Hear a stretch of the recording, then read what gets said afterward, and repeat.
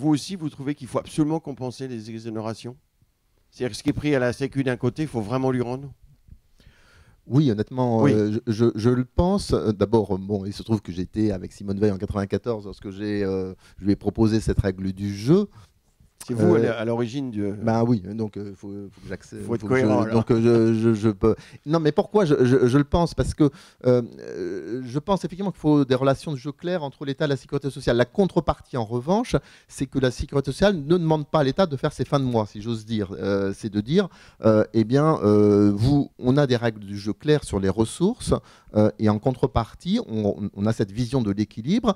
Et on essaye d'être responsable et donc d'avoir une politique sur les dépenses qui permettent cet équilibre. C'est ça le jeu. Si on dit on change sans arrêt les règles du jeu, effectivement, à ce moment-là, on ne peut plus avoir cette idée de la responsabilité. D'ailleurs, c'est une grande question dans la gestion des finances publiques en général. C'est ce que finalement on pense que tout doit être géré d'en haut, effectivement, et grosso modo tous les autres sont des imbéciles, effectivement, et donc voilà, on fait confiance à personne, ou on essaye plutôt effectivement de responsabiliser l'ensemble des acteurs.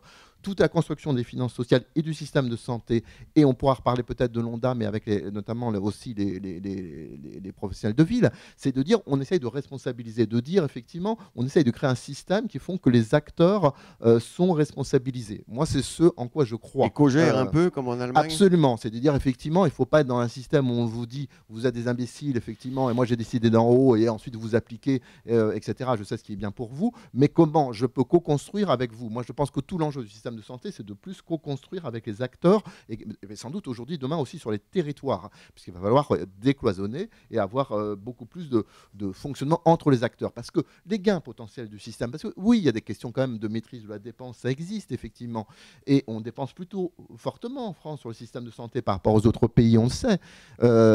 Ils sont où? Ils sont sans doute dans l'organisation du système, dans le décloisonnement. Ils ne sont pas effectivement sur les rémunérations, puisqu'on a globalement une vision où les rémunérations, on ne paye pas mieux, plutôt moins bien, effectivement, beaucoup de professions de santé. Et on voit bien que ce n'est pas une solution, parce que ensuite, il y a un problème d'attractivité, quoi, tout simplement. Donc, et on va le retrouver très fortement sur le médico-social, encore plus fortement. On va y arriver. Alors,